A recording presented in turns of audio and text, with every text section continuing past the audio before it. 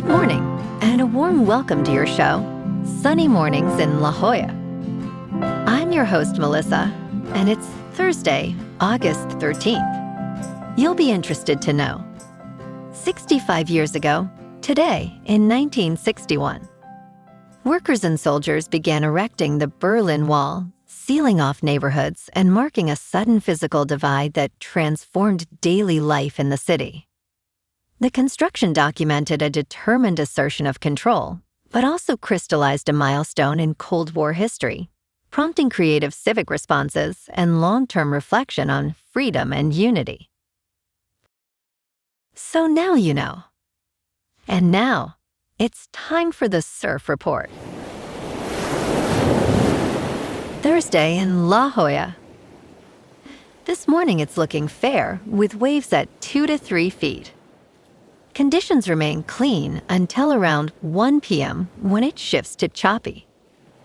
Winds are onshore at 4 miles per hour now, increasing to 8 miles per hour by 1 p.m. with a slight bump in the afternoon. Best time to ride is at 6 a.m. with the 1 foot incoming low tide when the southwest swell is 1.5 feet at 16 seconds and the onshore wind is 4 miles per hour. The nearshore buoy in Scripps in La Jolla reads 74 degrees for the water temperature. Friday offers fair conditions with waves around 2 to 3 feet, but choppy conditions develop later as winds pick up. Saturday brings a solid swell peaking at 3 to 5 feet, though conditions turn choppy by midday with increasing winds. Sunday sees waves holding at 3 to 5 feet, with fair conditions early before choppy waters return later in the day. This morning, it's cloudy and it feels like 74 degrees with 5 mile per hour wind. The sunset will take place at 7:38 and it will rise again tomorrow at 6:12. It looks like we're in for a cloudy day with a high near 70 and a light southwest breeze around 8 miles per hour. If you're inland, it will hit a high of 74. Tonight, expect cloudy skies with a low around 68 and a calm southwest wind around 5 miles per hour. Looking ahead in the weather. Friday and Saturday will be partly sunny with highs near 71 and west winds around 5 to 10 miles per hour. Sunday and Monday stay mild and mostly sunny to partly sunny, with highs near 72 and overnight lows in the upper 60s. Bonjour, food enthusiasts. This podcast is brought to you by Versailles Cafe and Pastries in Encinitas. Nestled on El Camino Real South, just north of Encinitas Boulevard, this cafe is a haven for culinary delights. Indulge in their amazing Eggs Benedict or their gluten-free crepes. You can grab a panini for lunch or just breeze on through to get your morning coffee. They are open every day from 8 to 5. So stop on by and don't forget to tell them Sunny Morning sent you. In local news, social media videos of street takeovers, including one in Scripps Ranch, are aiding in a crackdown on illegal street racing and sideshows. Over the weekend, 2 men were arrested on felony charges, and dozens of citations were issued during a joint operation by the San Diego Police Department and California Highway Patrol. The operation began early Saturday morning when investigators identified a social media group coordinating these takeovers. Joshua David Ruiz, an 18-year-old, was arrested for participating in a sideshow, causing approximately $5,153 in roadway damage. Another suspect, 27-year-old Jesus Arias Ruiz Jr., fled from officers at speeds exceeding 100 miles per hour before being apprehended on Monday.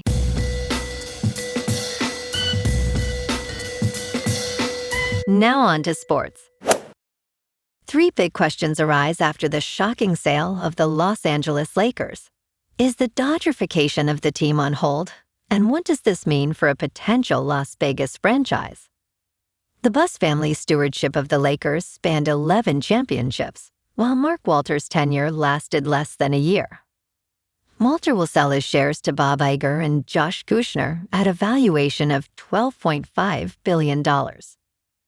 This sale raises questions about Laker operations, NBA expansion, and the legacy of the Buss family. With so much uncertainty, the future of the Lakers remains unclear. In local sports, San Diego is riding a 5-game winner going into Cleveland, taking 3 straight from Milwaukee, including a 4-3 win yesterday at Petco Park behind a strong bullpen day from Adrian Morejon, who struck out 4 over 2 scoreless innings for his 9th win. Xander Bogaerts homered and drove in a run, and the sweep, plus a series win over Houston, has the Padres at 65-57. Now sitting on the 2nd National League wildcard spot ahead of Arizona and Philadelphia. They're 15-4 over their last 19. Next up, Michael King starts tomorrow at 4:10 against Cleveland's Gavin Williams to open a 3-game set at Progressive Field. Meanwhile, the Chargers open their preseason tonight in Houston. Justin Herbert and most starters sit, so expect a heavy dose of Trey Lance and DJ Galilee battling for the backup job. Rashawn Slater, Quentin Johnston, and several offensive linemen are out as Jim Harbaugh keeps his core healthy for the regular season. Out at Snapdragon, SDSU football is being cautious in fall camp after losing 2 players for the season, shifting tonight's FanFest scrimmage to touch football ahead of their August 28th opener. In top news, White House Press Secretary Karoline Leavitt, the youngest person to hold the role, will leave the Trump administration at the end of the month to spend more time with her young family. Leavitt, age 28, called it a bittersweet decision in a social media post after President Donald Trump announced her departure. She recently returned to the White House podium after the birth of her 2nd child, a daughter named Viviana, in May. Leavitt expressed that she cannot be the best mom her 2 young children deserve while fulfilling the demands of the role. Trump respected her decision and indicated she will remain a top outside advisor within the Republican Party. In business news, survivors have emerged in China's fiercely competitive car market, which is increasingly dominated by electric-powered vehicles. Geely ranks first, with its Yuan electric hatchback being the best seller, selling nearly 197,500 units. The price is just under 100,000 won. Tesla's Model E ranked 2nd, with more than 180,000 sold, priced between 263,000 won and 313,000 won. New energy vehicles accounted for 65.1% of new passenger cars sold in July, showing a significant increase from 54% last year. In crypto movement, Bitcoin is unchanged at about $64,000. Ethereum is unchanged at just under 1,900. And XRP is down 1% to $1.01. Moving on to a more local vibe. In our community spotlight on health and wellness, we are working with a national Pilates studio to bring you some free classes, so listen up. Check out Club Pilates, with several locations in the San Diego area. Pilates presents a comprehensive wellness approach, cultivating strength, reducing tension, and elevating mental well-being. Scientific research affirms its benefits. So now you can check out Club Pilates for a free class, with locations in Encinitas, Solana Beach, Oceanside, La Jolla, and more. Just be sure to tell them Sunny Morning sent you by. And now, back to the show. Let's talk tech. Some Claude users are upset that Anthropic's new watermarks will identify AI-generated content in their work. Anthropic recently decided to watermark outputs by inserting invisible code into the chatbot's text. This policy addresses the European Union Artificial Intelligence Act's Transparency Code, which mandates labeling AI-generated content. While regulators may be satisfied, many users express frustration. One Reddit user claimed the watermarking system is a draconian conspiracy against innocent users.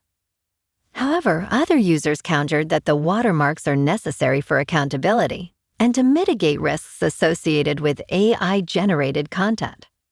In general, support for watermarking appears to outweigh criticism. And in entertainment news, while giving his all to his portrayal of Mark Zuckerberg in The Social Reckoning, Jeremy Strawn reached out to the Meta chief executive officer and Facebook co-founder. The Oscar nominee recently revealed that he mailed Zuckerberg to assure him he takes the responsibility very seriously. Strawn noted that the tech mogul responded, but would not reveal the details of Zuckerberg's email. "It feels incredibly fraught to talk about the movie," added Strawn. "I feel an enormous sense of weight and responsibility." The film premieres on October 9th, focusing on a 2021 document leak that exposed harm Facebook caused on society. Well, alrighty folks, it's time for the quote of the day. And today, our quote comes from the American civil rights leader and minister, Martin Luther King Jr. And he said, "Injustice anywhere is a threat to justice everywhere, reminding us that freedom and unity are essential in overcoming societal divides." And that's a wrap for this morning. You can check out our Instagram, YouTube, and TikTok for some captivating aerial videos with local news and the surf reports. Have an amazing day, my good friends. We'll see you tomorrow with another episode of Sunny Mornings in La Jolla.